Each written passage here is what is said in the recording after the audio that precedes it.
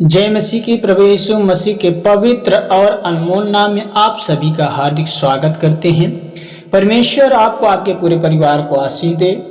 यदि आप चाहते हैं कि परमेश्वर का वचन और प्रतिदिन की प्रार्थना और आत्मिक आशीष पाना चाहते हैं तो इस चैनल को लाइक करें, शेयर करें और चैनल को सब्सक्राइब करना ना भूलें, ताकि जो भी वीडियो यूट्यूब पर छोड़ी जाए सबसे पहले आप तक पहुंच सके और उस वीडियो के माध्यम से आप परमेश्वर के वचन, उसकी शिक्षाओं को समझ सकें। तो मेरे भाई बहनों, आज का जो टॉपिक है वो ये है कि रात की प्रार्थना का 10 महत्वपूर्ण पॉइंट।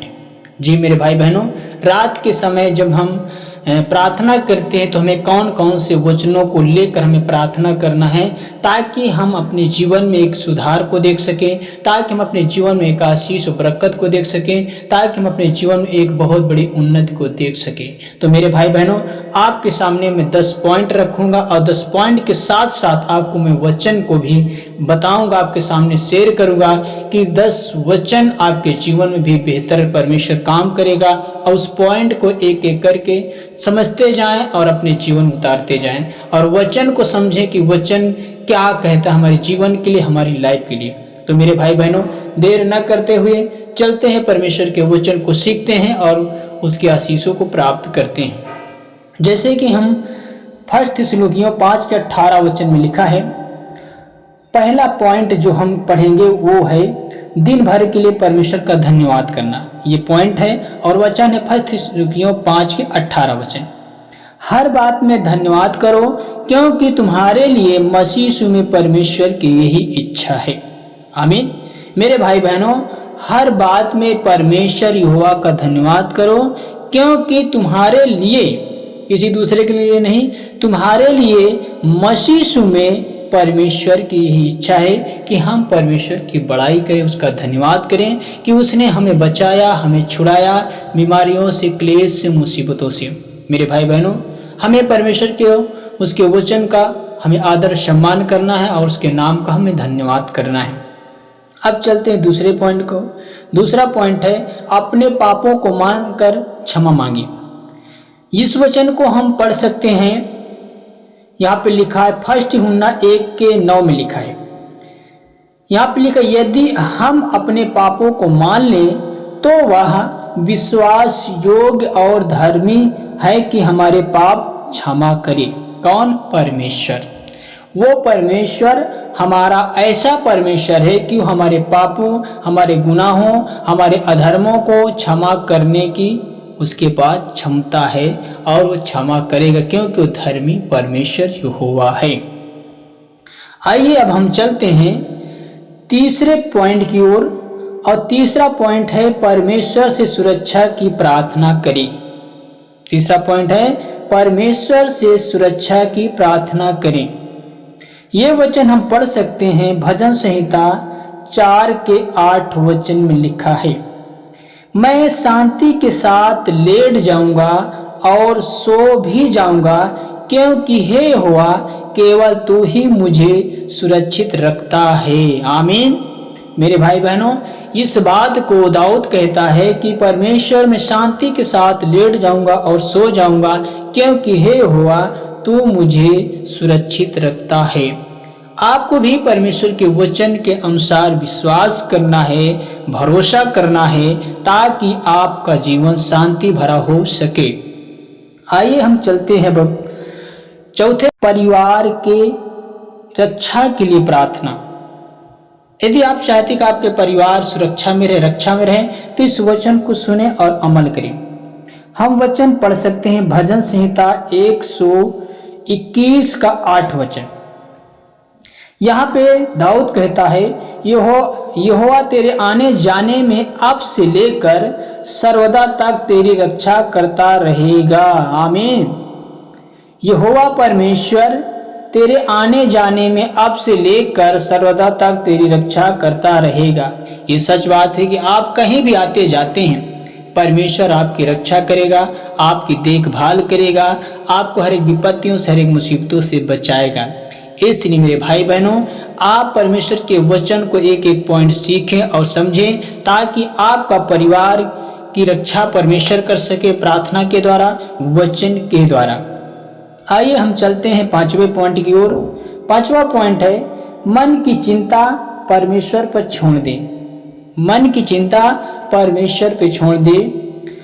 और इस वचन को हम पढ़ सकते हैं, फर्स्ट पतरस 5:7 में लिखा है, अपनी सारी चिंता उस पर डाल दो क्योंकि उसको तुम्हारा ध्यान है। आमीन। मेरे भाई बहनों, यहाँ पे परमेश्वर का वचन हमें सचेत करता है और कहता है कि अपनी सारी चिंता मुझे दे दो क्योंकि मुझे तुम्हारा ध्यान है। हमारा परमेश्वर हम पर ध्यान करता है, हमारा परमेश्वर हमारी देख रेख करता है, हमारा परमेश्वर हमारे जीवन को बेहतर बनाने की शक्ति रखता है, क्षमता रखता है। अब हम अगला वचन की ओर चलते हैं। वचन से पहले हम पॉइंट बताते हैं। 6वां पॉइंट है, शैतान के हर एक आक्रमण से रक्षा मांगी। शैतान के हर एक आक्रमण से रक्षा मांगी। आप वचन पढ़ सकते हैं, इफिसियों 6:11 वचन में लिखा है, परमेश्वर के सारे हथियार बांध लो ताकि तुम शैतान की युक्तियों का सामना कर सको और उसके सामने खड़े रह सको। आमीन। मेरे भाई बहनों, आपको परमेश्वर के वचन का हथियार बांध लेना है, प्रार्थना का हथियार बांध लेना है ताकि आप शैतान की युक्तियों के सामने खड़े रह सको और उसको अपने जीवन से हटा सको, जो आपके जीवन में, आपके परिवार में मुसीबतें, संकट और विपत्तियां लेकर आता है। उसे आप सरलता पूर्वक अपने जीवन से खत्म कर सकते हैं, उसे अपने जीवन से हमेशा के लिए दूर कर सकते हैं जब आप परमेश्वर के वचन का हथियार ले लेते हैं। प्रार्थना का आपके पास हथियार है, आप मुसीबतों को, शैतान की उसकी युक्तियों को आप निष्फल कर पाएंगे। अब हम चलते हैं 7वें पॉइंट की ओर। 7वां पॉइंट है, अगले दिन के लिए बुद्धि और मार्गदर्शन मांगी। जो हमारा अगला दिन आने वाला है उसके लिए परमेश्वर से हमें बुद्धि मांगना है, उसके लिए हमें एक नया रास्ता मांगना है। उसमें परमेश्वर की आपकी अगुवाई होगी जब आप परमेश्वर से मांगते हैं। तो आज का जो पॉइंट है 7वां, वो 7वां पॉइंट हमें बुद्धि के विषय में और मार्ग के विषय में बताता है। हम इस वचन को पढ़ सकते हैं, नीति वचन की पुस्तक 3:5-6 में लिखा है, तू संपूर्ण मन से यहोवा पर भरोसा रख, वह तेरे मार्ग सीधे करेगा। आमीन। मेरे भाई बहनों, हमें संपूर्ण मन से यहोवा पर भरोसा रखना है और वही परमेश्वर हमारे मार्गों को सीधा करेगा, सरल करेगा और जहां हम जाना चाहते हैं, जिस काम को करना चाहते हैं, उस काम को परमेश्वर सफल बनाएगा। आप विश्वास करें, भरोसा करें, क्योंकि जिस पे आप भरोसा कर रहे हैं वो बहुत शक्तिशाली परमेश्वर है। अब हम चलते हैं 8वें पॉइंट की ओर। 8वां पॉइंट है, परमेश्वर की शांति प्राप्त करें। मेरे भाई बहनों, परमेश्वर की शांति प्राप्त करें।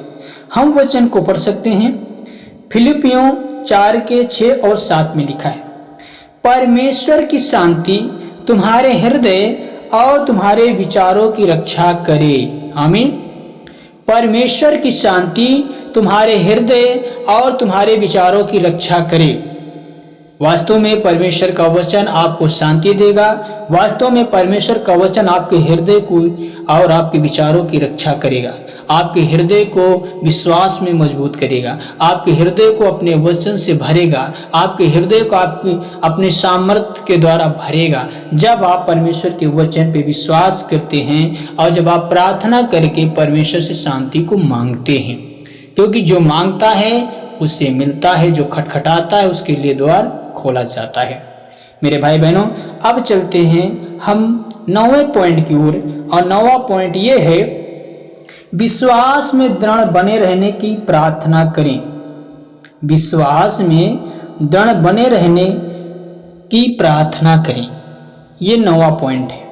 और इस 9वें पॉइंट को हम, इसका जो एक वचन हम पढ़ने जा रहे हैं वो वचन है मत्ती 26:41 में लिखा है, जागते और प्रार्थना करते रहो ताकि परीक्षा में ना पड़ो। आमीन। जागते और प्रार्थना करते रहो।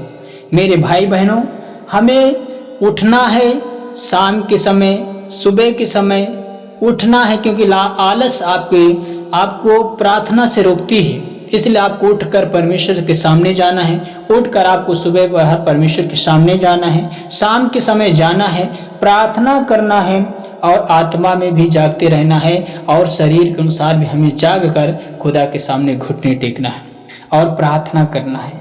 जब हम आत्मा में जागते रहेंगे तो हमारे जीवन में दुख, बीमारियां, विपत्तियां नहीं आ सकती हैं। यदि हम प्रार्थना और विश्वास में चल रहे हैं तो याद रखिए, आप परीक्षा में नहीं पड़ेंगे, आप शैतान के हाथ में नहीं जाएंगे, आप बीमारी के हाथ में नहीं जाएंगे।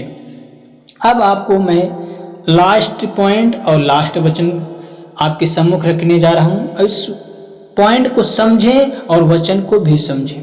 10वां पॉइंट है, परमेश्वर की उपस्थिति में विश्राम करें। परमेश्वर की उपस्थिति में विश्राम करें।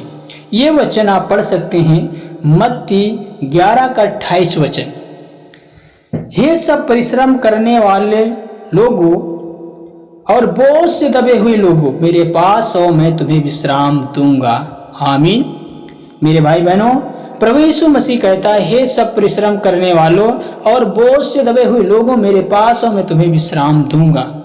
आपका परमेश्वर जिसकी आप आराधना कर रहे हैं, जिसके वचनों को आप पढ़ रहे हैं, जिसके सामने आप घुटने टेक रहे हैं, वो परमेश्वर बुला रहा और कह रहा है, हे परिश्रम करने वाले लोगों, मेरे पास आओ, मैं तुम्हारा बोझ हल्का कर दूंगा और तुम्हें मैं विश्राम दूंगा।